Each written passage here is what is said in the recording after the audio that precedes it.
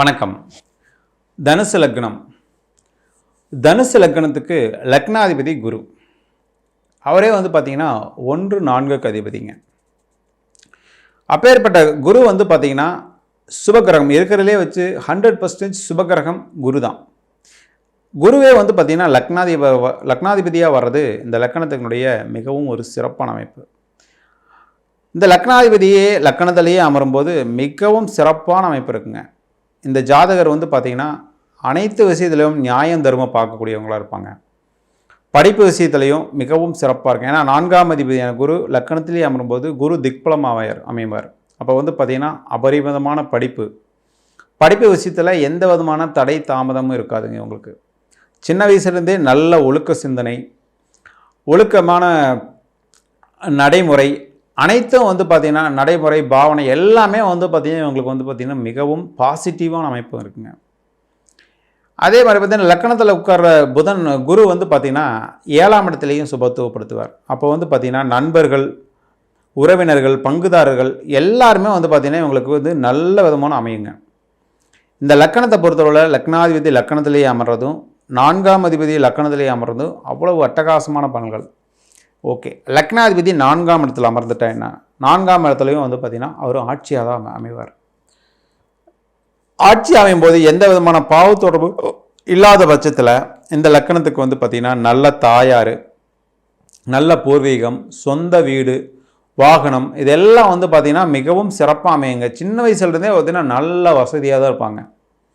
இவங்களுக்கு பார்த்தீங்கன்னா எந்த குறையும் இல்லாமல் லக்னாதிபதியே லக்னத்திலேயே அமரும்போது சின்ன வயசுலேருந்தே உங்களுக்கு எந்த விதமான குறைங்கிறதே இருக்காதுங்க. வாழ்க்கை அவ்வளவு சந்தோஷமாக இருக்குங்க. அதுவும் குருதசையே வந்தீங்களா அட்டகாசமாக இருக்கும். குருதசையும் அதே பார்த்தீங்கன்னா உங்களுக்கு சூரிய சந்திர தசைகள் அதே மாதிரி பார்த்தீங்கன்னா சூரிய தசை அருமையாக இருக்குங்க. சூரியன் பார்த்தீங்கன்னா 9ஆம் அதிபதி பாக்கியாதிபதி. அவரும் பார்த்தீங்கன்னா பாக்கியஸ்தானத்திலே அமரும்போது நல்ல தந்தையார், நல்ல பாட்டனார், முப்பாட்டனுடைய சொத்துக்கள், தந்தையாருடைய பூர்வீக விஷயத்தில் எல்லாமே பாசிட்டிவாக அமையுங்க இந்த சூரிய தசை. அதே பார்த்தீங்கன்னா சந்திர தசை அவர் பார்த்தீங்கன்னா 8ஆம் அதிபதியாக இருந்தாலும் அவரும் பார்த்தீங்கன்னா நல்ல சிறப்பாக ஒளி பொருந்திய அமைப்பில் இருக்கும்போதும் அந்த தூர தேசத்தின் மூலியம் அதாவது வெளியூர் வெளி மாவட்டத்தின் மூலயமா நல்ல அமைப்பு இருக்குங்க. ஜாதகர் பார்த்தீங்கன்னா உள்ளூர்லேயே பிறந்திருந்தாலும் வெளியூர் வெளி மாநிலத்தில் போய் நல்ல விதமாக படிப்பு அமைப்பெல்லாம் அந்த 8ஆம் அதிபதி தசை நடக்கும்போது சிறப்பாக அமையுங்க. அந்த சந்திரனுடைய ஒளித்தன்மையை பொறுத்து சந்திரன் மட்டும் பாவத்துவமாக இருக்கக்கூடாது. அதாவது ராகு கேதுக்களுடைய பிடியில் சந்திரன் இருக்கக்கூடாது. அதே பார்த்திங்கன்னா சனியுடைய பார்வை இல்லாமல் இருந்ததுன்னா சந்திர தசையும் நல்ல விதமாகவே அமையுங்க. ஓகே, இந்த செவ்வாய் தசை செவ்வாய் பார்த்திங்கன்னா 5-12க்கு அதிபதிங்க.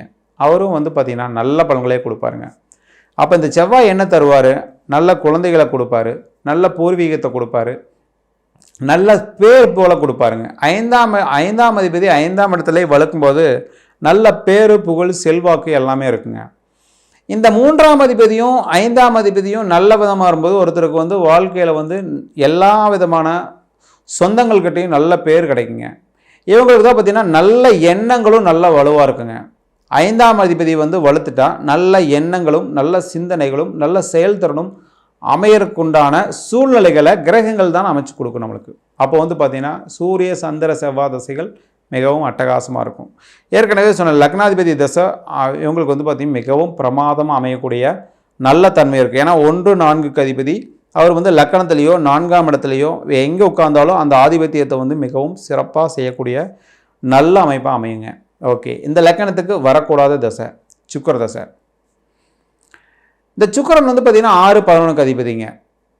6ஆம் இடத்துலையே சுக்கிரன் வளர்த்துட்டா இவங்களுக்கு பார்த்தீங்கன்னா உடலில் உபாதைகளை கொடுத்துருவார். இந்த தசையில் உடல் தொந்தரவுகளை கொடுப்பார், நோய் தொந்தரவுகளை கொடுப்பார், அதே மாதிரி பார்த்தீங்கன்னா கடன் தொந்தரவுகளையும் கொடுப்பார். ஏன்னா 6ஆம் இடம் வளர்த்துட்டா 6ஆம் இடத்துல 6ஆம் அதிபதியே வளர்த்துட்டா கடன், நோய், எதிரி, வம்பு, வழக்கு, அசிங்கம், கேவலம் எல்லாத்தையும் சுக்கிர தசையில் தருவாருங்க.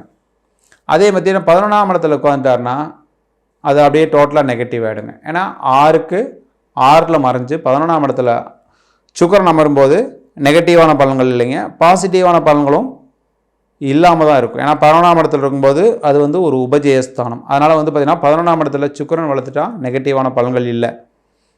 ஆனாலும் பார்த்தீங்கன்னா இந்த ஆதிபத்திய விசேஷம் இல்லாத தசை வரக்கூடாதுன்னு சொல்ல இல்லைங்களா. அப்போ இந்த லக்கணத்தை பொறுத்தவரை சுக்கிர தசை வராமல் இருக்கிறது ஒரு நல்ல யோக ஜாதகத்தினுடைய அமைப்புங்க. ஓகே, லக்னாதிபதியான குரு ஒரு இயற்கை சுபருங்க.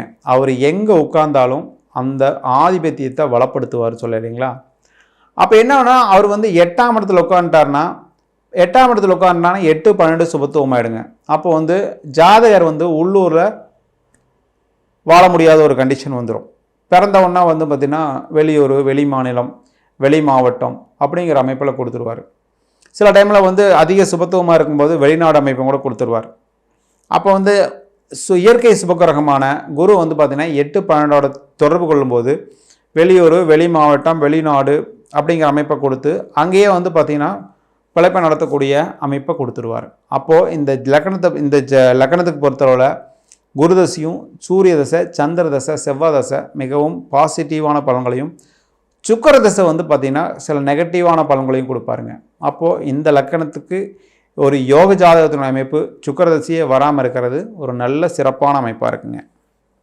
ஓகே, தனுசு லக்கணத்தை பொறுத்தவரை இயற்கையாகவே வந்து பார்த்திங்கன்னா ஒரு நல்ல தன்மைகள் இருப்பாங்க.